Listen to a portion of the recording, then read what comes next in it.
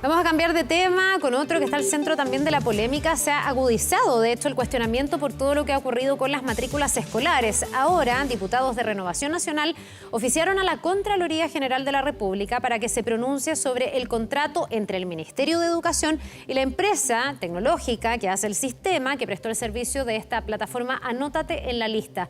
Vamos a analizar la situación que se está viviendo en la educación chilena. Estamos para esto con Daniel Rodríguez, director ejecutivo de Acción Educar. Muchas gracias, Daniel, por estar con nosotros y bienvenido. Muchas gracias a ustedes. Gracias. A ver, quisiera partir como desde lo más básico para que todos quienes hemos ido escuchando esta noticia podamos entender bien de qué se trata esta plataforma Anótate en la Lista. Porque una cosa es el sistema de admisión escolar, que es esta plataforma centralizada que se generó hace ya bastantes años para que las familias postulen a sus hijos al colegio a través de esa vía. Pero viene en una instancia posterior este otro software, plataforma que se llama Anótate en la Lista. ¿Qué hace qué? A ver si nos puedes explicar. A ver, el sistema de admisión escolar está diseñado, deriva de la Ley de Inclusión, está diseñado como un sistema para asignar de manera lo más eficiente posible los cupos escolares a los padres según sus preferencias. Pero como todo sistema tiene un término, un fin, en el cual no puede resolver los detalles finales de estudiantes que, por ejemplo, se cambian de ciudad en último minuto o no participaron de los procesos, se les olvidó, por cualquier razón, y queda un remanente de estudiantes sin matrícula normalmente una vez cerrado el proceso. Ya, y para que eso, perdón, ¿se cierra cuándo? Porque eso ya fue el año pasado, entiendo yo. Así es. O sea, el sistema de admisión escolar se cierra y ahí empieza a operar este Anótate en la Lista, que es relativamente nuevo. Es nuevo, de este año. Es un sistema, es una norma bastante vaga que la gente le llamaba el cuaderno, que efectivamente tú llegabas en orden de llegada a un colegio, si es que tenía cupos, y te anotaban en una lista. Eso era antes. Antes. Ya. Con el SAE ya, no antes. con el sistema de admisión ya. Claro. Te anotabas en una lista por orden de llegada y se liberaba un cupo por alguna razón. Por ejemplo, un estudiante se cambiaba de colegio en último minuto por, cosas más bien azarosas. Tú podías acceder a ese cupo remanente en esa lista en papel. O sea, es en un proceso fondo, muy chiquitito. Yo, mamá, postulé a mi hijo en el SAE. No quedó por alguna razón o se me olvidó, bueno, pero me quedé en el remanente. Antes yo tenía que ir al colegio y lo resolvía directamente con el colegio. Eso explicaba que viéramos gente haciendo filas, por ejemplo, fuera de los colegios, pasando la noche, etcétera, que era una situación bien indigna. Sí. Con esta Anótate en la Lista, esa fila que veíamos se fue como una fila virtual centralizada. El objetivo del ministerio fue poder resolver el tema de las filas al aire libre, la gente que pasaba la noche, en el fondo, con una plataforma digital. Ahora, este es muy distinto del SAE, porque el SAE es centralizado. Todas las decisiones las toma un algoritmo único. Acá, esta plataforma lo que permitió en su minuto fue una relación entre el colegio y los apoderados postulantes. Lo que ocurre también es que el SAE no logra asignar a los padres necesariamente en colegios de su preferencia. Claro. Entonces, también los que quedan al final no son solo remanentes, sino son personas que, al no quedar asignados en un colegio de su preferencia, simplemente dicen, yo no voy a meter a mi hijo a un colegio donde hay violencia, donde hay delincuencia o donde simplemente no me parece el proyecto. Entonces esperan hasta este proceso y este proceso se sobrecarga, más de lo que uno podría pensar se planifica. Ahora, es algo que se resolvía antiguamente con estas filas de manera, orgánica, y hoy día se trató de resolver de manera un poco acelerada. Todo esto fue muy rápido durante el año. Y evidentemente hubo ripios y problemas en la aplicación de esta nueva plataforma. Ahí queda claro, porque ahora quiero concentrar la mirada en esta plataforma Anótate en la Lista, que tiene varios cuestionamientos. De partida, que no resolvió a tiempo el tema de las matrículas, porque hoy día estamos con más de 800 niños que no tienen colegio y estamos a mitad de abril y uno dice, chuta, ahí hay una pérdida de aprendizaje muy relevante. La lógica hubiese sido que partiendo el año escolar, a través de estos dos sistemas, estas dos plataformas, todos los niños estuvieran inscritos en un colegio. Eso no pasó. Pero además se ha cuestionado dos cosas. La forma en que no se licitó ni se llamó un concurso, sino que a través de un contrato vía directa se le entregó a esta empresa el gestionar esta plataforma y anotar a las personas en la lista. Y lo otro es que se conoció que además se ofrece un sistema, un servicio premium por el que se pagaría adicionalmente unos 110.000 pesos. Y que, bueno, ahí hubo un entrevero y una confusión desde el gobierno, porque el ministro Cataldo dice que no genera una situación de privilegio para nadie y nadie se puede saltar la fila. La vocera de gobierno dijo que sí, esto permitía saltarse la fila, que era irregular y que podía constituir un abuso. Y después la vocera retrocedió y dijo que no, que está garantizada la igualdad. ¿Qué ¿Qué les parece a ustedes relevante? ¿Cómo han observado? ¿Qué denuncias hay en torno a estos cuestionamientos a esta plataforma Anótate en la Lista? A ver, yo creo que lo primero es decir, la culpa la responsabilidad no es del mandado, sino del mandante. El Ministerio de Educación es el que tiene que responder aquí por lo ocurrido. La empresa o quien sea es quien está, digamos, a disposición del ministerio, y si incumple la ley, bueno, corresponde, y si no, bien, pero el que tiene que responder es el ministerio, por lo menos como yo lo veo. Si uno analiza las declaraciones, la única inconsistencia es de la ministra Vallejo, que yo creo que se escapó un poco de contexto y habló cosas realmente que... ¿La primera vez o la segunda? La primera. La primera declaración es muy extraña porque habla de que alguien podría pagar para tener un beneficio, pero esta plataforma no ofrece pagos a los padres, ofrece... A los sostenedores. A los sostenedores. ¿Y los sostenedores qué incentivo tienen de pagar para qué? No se entiende muy bien el incentivo que podrían tener. Claro, se supone que lo que se le ofrece a los sostenedores es poder administrar estas matrículas y otro tipo de cosas, porque igual los colegios tienen que ordenar desde sus finanzas, sus cuentas, un montón de otras cosas. Pero lo que dijo la empresa en un comunicado que se distribuyó es que ellos, además de este negocio, de esta plataforma, tienen otras cosas. Y esas otras cosas están disponibles y se ofrecen. No está muy claro si habría habido una relación entre cómo ofrecieron en el fondo, si utilizaron los datos de la plataforma para ofrecer, lo cual sería claramente un incumplimiento, pero eso no está claro. Lo que sí está claro es que ese pago supuesto no es de las familias, es decir, no es que tú puedas pagar para beneficiar tu postulación, lo que dijo la ministra Vallejo, que está totalmente equivocado. Y además, nadie pudo intervenir en las listas más allá de los colegios, y como corresponde, digamos, según la ley. Entonces, yo me quedaría con la declaración del Ministerio de Educación de ayer en la mañana, de la subsecretaria Ratia, que fue bien clara que esto es algo a investigar, porque Ahora, también es muy grave que la ministra vocera salga a dar una opinión y luego diga que ni siquiera hay una denuncia formal. O sea, estamos hablando de algo que no hay denuncia formal, es simplemente una información de prensa. Entonces, creo que hubo se escapó con los tarros la ministra, por decirlo en chileno, y la declaración del ministerio fue bien clara en que hay que investigar bien qué pudo haber ocurrido, pero aquí no hubo una vulneración a la legalidad del sistema, y eso es lo que me parece grave. Me imagino que eso es tranquilizador, más allá de que esto haya sido en un traspié comunicacional probablemente, que ayer se ordena y por algo la propia ministra Vallejo sale a matizar sus propias palabras. Igual es tranquilizador saber que las plataformas que se estén utilizando, ya te voy a preguntar de los otros cuestionamientos de esta plataforma, pero que al menos sí se está cautelando lo que se prometía, en el sentido de que nadie se saltara la fila o que no fuera el bolsillo el que determinara el que yo sí quede en un colegio de mi preferencia o no quede en el colegio de preferencia. Sí, ahí, para dar un poco más de contexto, esto pasa también por la intención permanente del Estado de querer controlar todo y ser el supervisor de todas las cosas. Evidentemente que cuando llega a este nivel de intervención y a este nivel de detalle, porque esto antes lo hacían los colegios, se meten en este tipo de problemas y empiezan a ser ellos los árbitros de qué es lo que ocurre, y eso tiene costo. Y el costo que están sufriendo hoy día las autoridades, más allá del problema comunicacional, es haber intervenido en una situación tan sensible como la elección de colegios en abril, no estamos hablando el año pasado, en abril, tratando de controlar y dar fe de cosas que, bueno, son parte de una operación remanente del sistema. Yo creo que hay una... De repente el Estado cree que tiene más capacidades de las que en verdad tiene. Ya te voy a preguntar por lo de la pérdida del aprendizaje, por la altura del año en la que estamos, pero te quiero preguntar por los otros cuestionamientos a esta plataforma. Lo decíamos ahí, incluso hay parlamentarios que le piden a la Contraloría que pueda pronunciarse, porque también lo que se conoció es que el Mineduc no hizo un concurso, digamos, ni una postulación o una licitación abierta para poder adjudicarle a esta empresa la administración de esta plataforma, sino que fue vía un contrato directo. Además de una persona que es la propietaria o quien gestiona esta plataforma, la empresa, que estuvo en los orígenes de este nuevo sistema de admisión escolar. O sea, fue parte de la reforma que le dio pie a este sistema de admisión escolar y hoy día presta un servicio directamente relacionado con la forma en que se postula al colegio por parte de las familias. ¿Te parece a ti que hay efectivamente conflicto de interés o hay contrataciones, tratos de este tipo que el Mineduc sí tiene el derecho a hacer vía directa, con personas que hayan participado en las reformas, etcétera? A ver, en algo tan sensible, un trato directo evidentemente es riesgoso. Ahora, la Contraloría define la ley, y la Contraloría la interpreta, causales muy específicas del trato directo, todas muy específicas y muy delimitadas. La urgencia, el proveedor único, en fin, son cosas que están bien estipuladas en la ley.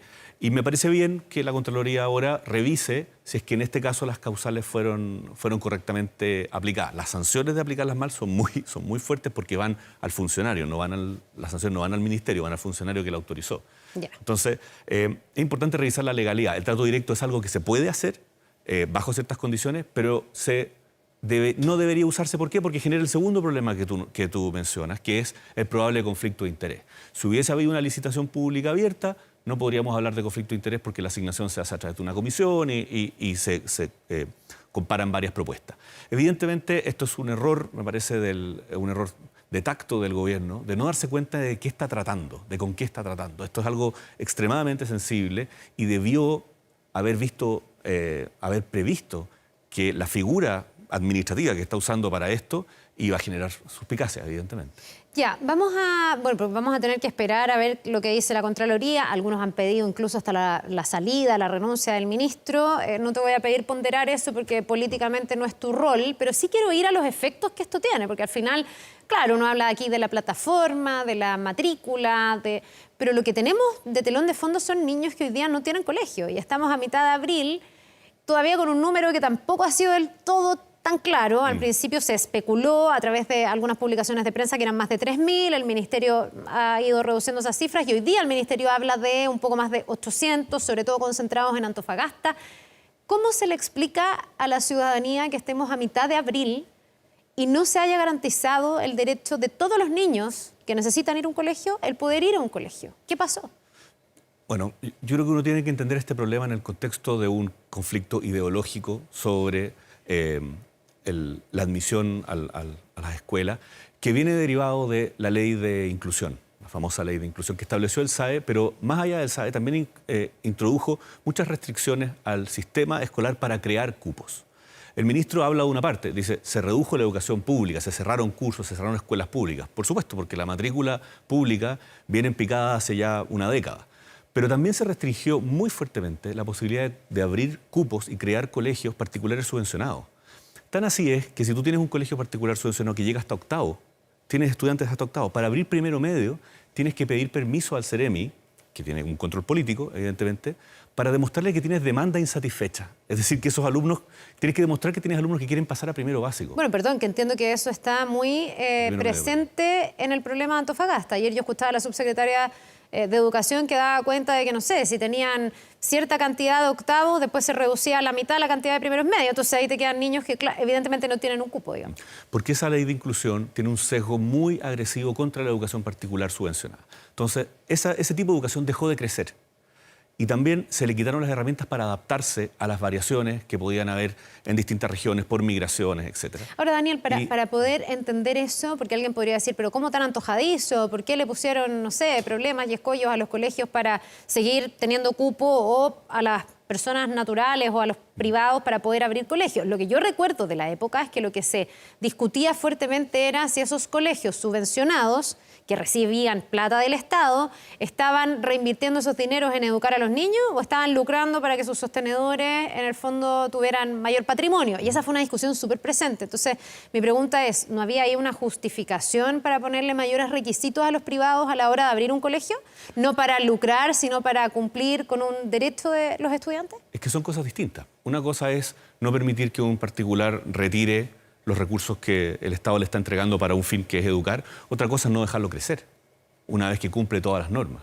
Si aquí una cosa son normas claras, otra cosa es desfavorecer y discriminar un tipo de educación sobre otra. O sea, tú dices que las restricciones han sido excesivas y van más allá de solo evitar el lucro en esos colegios. Y por eso yo creo, por ejemplo, que la oposición se ha equivocado hablando de una contrarreforma. Yo creo que ese no es el lenguaje. Yo creo que lo que hay que hacer son correcciones a excesos que se llevaron a cabo en la ley de inclusión, que hoy día vemos sus efectos. La restricción absurda de crecimiento de la educación particular subvencionada, el hecho que hay que pedir permiso para casi todo, la excesiva regulación que no deja a los directores dedicarse a la educación y tienen que dedicarse a responder papeles a la superintendencia. Yo no soy de la idea de echar todo para atrás y volver al sistema anterior. El sistema anterior también tenía muchas dificultades.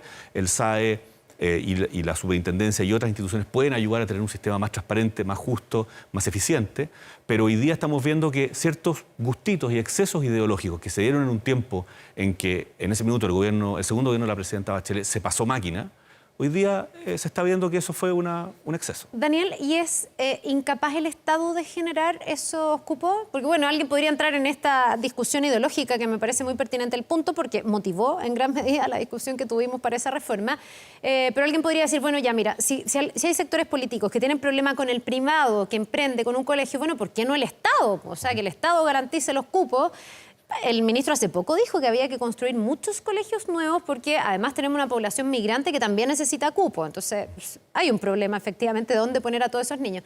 El Estado no es capaz, el Estado es muy lento, el Estado no tiene los recursos. Porque ¿qué ha pasado que ha quedado esta matrícula descubierta?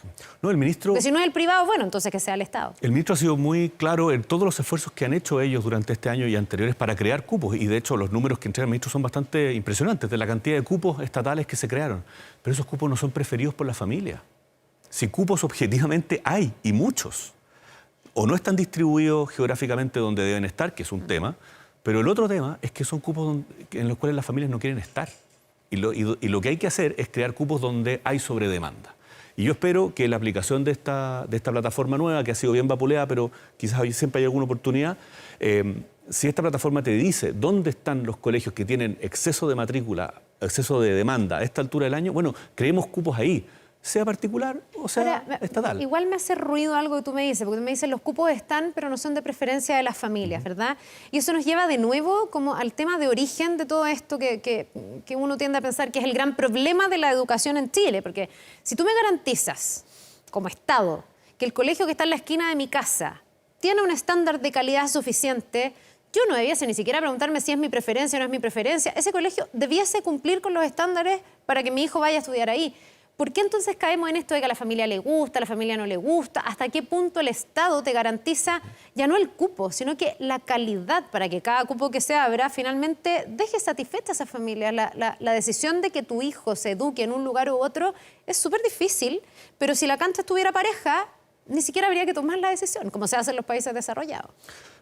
Estoy totalmente de acuerdo, pero la última vez que hablamos de eso fue el 2014. Se olvidó el concepto de calidad. Porque desde el segundo gobierno de la presidenta Bachelet lo único que se ha hecho es hablar de quién es el dueño, de si lucra o no lucra, de la gratuidad en educación superior, ahora estamos hablando de la condonación del CAE, pero esa discusión, precisamente la que tú estás dando, que es la que se dio en el gobierno del presidente, en el primer gobierno del presidente Piñera, sobre los estándares mínimos de funcionamiento, ha sido despreciada sistemáticamente y lo que hemos hablado es de otra cosa. Entonces, evidentemente es cierto lo que tú dices. Daniel, y ustedes en Acción Educar, no sé si tienen la intuición o a lo mejor incluso estudios, ¿saben por qué razones hay colegios que tienen cupos pero las familias no quieren ocuparlos? O sea, bueno, cuando es un tema de razón geográfica uno lo entiende. O sea, si me va a mandar a un colegio que me queda a 50 kilómetros, evidentemente no es viable para ni una familia que tiene que tener una rutina. Ya, esos casos serán algunos, me imagino. Pero ¿por qué si yo tengo un colegio relativamente cerca, podría yo desconfiar de ese colegio? ¿Y por qué el Estado podría entonces tener un colegio del que la familia o algunas familias pudieran llegar a desconfiar? ¿Ustedes tienen eso como aquilatado? A ver, las encuestas que derivan del SAE son muy informativas de este tema y buscan identificar por qué los padres eligen una escuela y otra. Ya. Y en general la literatura que hay al respecto habla de las fuentes cálidas, por decirlo de alguna manera, que es lo que te dicen, lo que te cuentan, lo que tú ves, percepciones. Eso es lo que a ti te lleva a elegir un colegio. Me tinca que es bueno, oye, veo que se ve bien, funciona bien, lo conozco, un pariente estuvo ahí. Entonces, la elección de colegios de los padres es muy subjetiva y a veces está relacionada con temas valóricos, temas del proyecto educativo. Y en esas cosas hemos fallado en definir ese proyecto educativo, definir esas condiciones que hacen atractivos los colegios, pero eso tiene 100% que ver con calidad. Eso es calidad también. Y si la despreciamos o no la valoramos y simplemente decimos, elija este colegio porque es del Estado y si es del Estado es bueno, o elija este colegio porque es privado, no estamos dándole a los padres la razón por las cuales ellos eligen. De hecho, es bien curioso, el CIMSE, que es un indicador bien importante de calidad, no está en los primeros niveles de elección de los padres. Entonces eso nos debiera hacer pensar, bueno, ¿qué es lo que los padres están viendo como algo valioso? Y sabemos que eso es distinto. Por ejemplo, en los grupos más vulnerables, la seguridad es clave. ¿Estamos hablando de seguridad en los colegios? ¿Son los colegios públicos más seguros? bueno, ahí hay una forma de que los colegios sean elegidos. Daniel, antes de finalizar, te quiero preguntar también por la percepción que tienen ustedes en Acción Educar respecto de la discusión que se ha abierto en torno a los SLEP, a estos servicios de educación pública, que son ahora la forma en que se debiesen administrar los colegios cuando pasan de ser municipales a estos servicios centralizados, que tienen una serie de objetivos, porque además la municipalización tampoco fue ni pareja ni de cancha igualitaria, dependía mucho del municipio y la forma en que se utilizaran los recursos. No sé si justa o injustamente la situación de Atacama ha abierto todo un debate y uno ve, por ejemplo, que acá en la región metropolitana hay municipios del sector oriente que ya empiezan a anunciar que van a hacer acciones para no traspasar los colegios municipales a los SLEP. ¿A ti te parece que es un sistema que está en cuestionamiento? ¿Que lo de Atacama desnuda problemas reales del sistema completo o lo de Atacama es particularmente grave y los SLEP en general han sido un aporte? Es una pregunta muy difícil.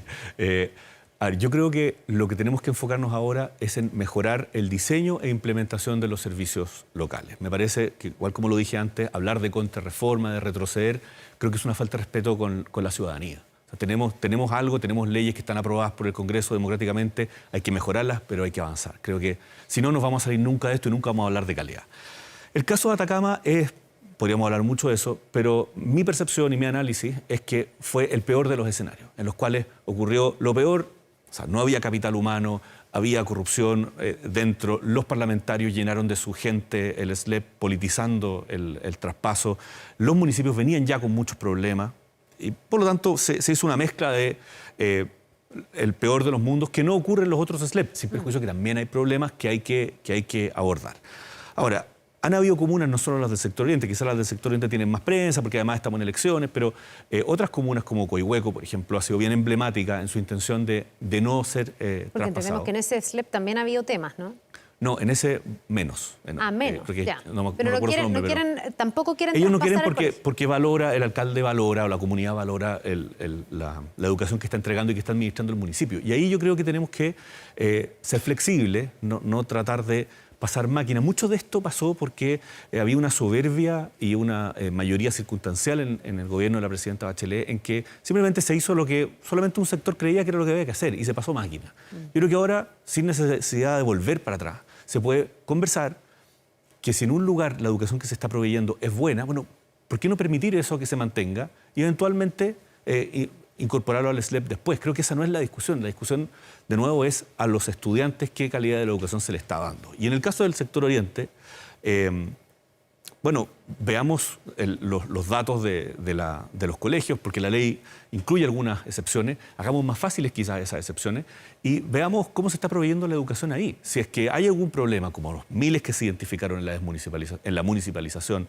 como por ejemplo el no pago de sueldos, el no pago de cotizaciones previsionales, el desvío de caudales públicos de la subvención a otros intereses electorales del alcalde. Si eso se identifica, seamos los primeros en pasar el SLEP para allá. Si no, busquemos alguna fórmula intermedia. Creo que aquí la radicalización no va a ayudar a que los niños tengan un mejor. El blanco y negro, digamos. Bueno, te queremos agradecer, Daniel Rodríguez, director ejecutivo de Acción Educar, por haber conversado con nosotros de un tema que me parece de los más relevantes de la agenda, la educación, que siempre es fundamental para tantas cosas y que ha estado con todos estos problemas en el último tiempo. Que te vaya muy bien. Muchas gracias a usted. Que tengas un buen día. Nosotros nos vamos a ir a una pausa, son las 9 de la mañana con 56 minutos, volvemos de inmediato.